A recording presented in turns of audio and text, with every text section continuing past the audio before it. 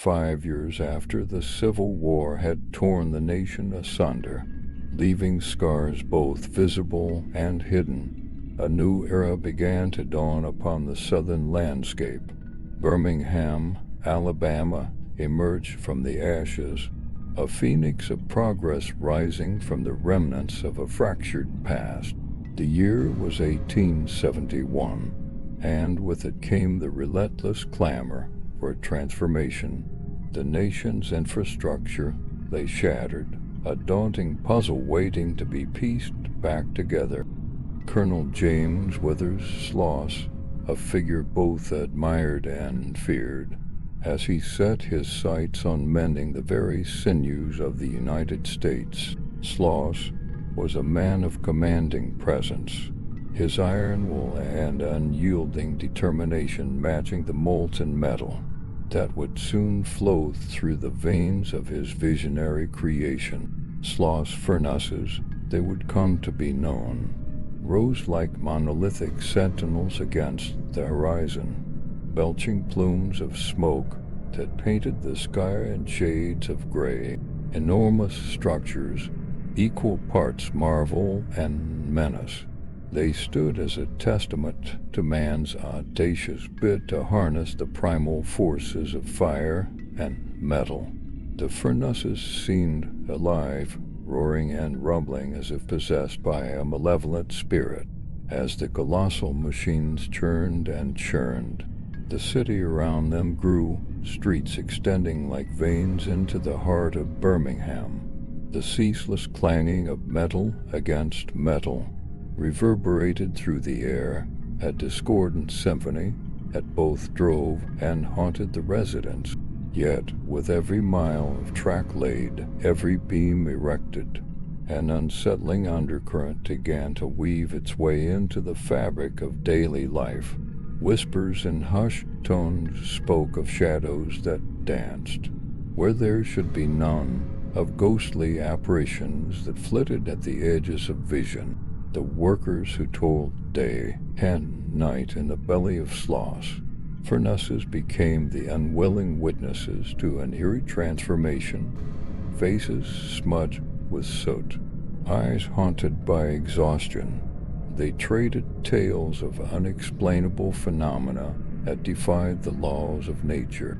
Tools vanished from workbenches, only to reappear in inexplicable locations.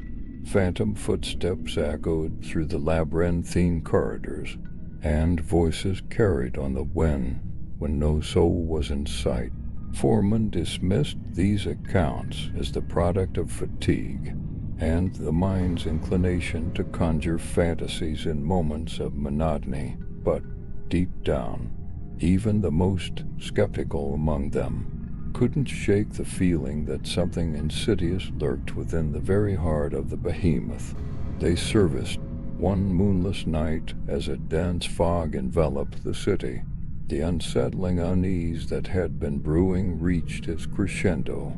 A lone watchman patrolling the premises stumbled upon a sight that would forever etch terror into his soul. Through the mist he saw figures, shadowy, indistinct, moving in a macabre dance around the furnace's molten core. Their movements were sinuous, their forms ethereal, and their eyes glowed with an otherworldly light. Frozen with fear, the watchman could only watch as the apparitions seemed to feed upon the very flames that forged the iron. Rumors spread like wildfire, and the city was consumed by a palpable fear, whispers of ancient curses, vengeful spirits, and restless souls trapped within the furnace's fiery embrace took hold of the collective imagination. The specters became known as the Sloss Shadows, a moniker that sent shivers down the spines of those who dared speak it aloud. People spoke of missing workers, their final moments forever interwoven with the clangor and chaos of the Foundry. Some claimed to have glimpsed faces contorted in agony within the molten metal itself, their anguished visages frozen in time. As the years rolled on, Sloss Furnaces continued its relentless operation, its ominous silhouette dominating the city's skyline. The tales of the Sloss Shadows became woven into Birmingham's folklore, passed down from one generation to the next. The stories grew more elaborate with each retelling, the truth blending seamlessly with fiction until the line between the two became indistinguishable. And so, the question remains, are the Sloss Shadows mere tales born from fatigue and the weight of industry, or do they embody something far more sinister? Do the tormented spirits of the past truly haunt the halls of Sloss Furnaces, forever bound to the fiery crucible that claimed their lives, perhaps?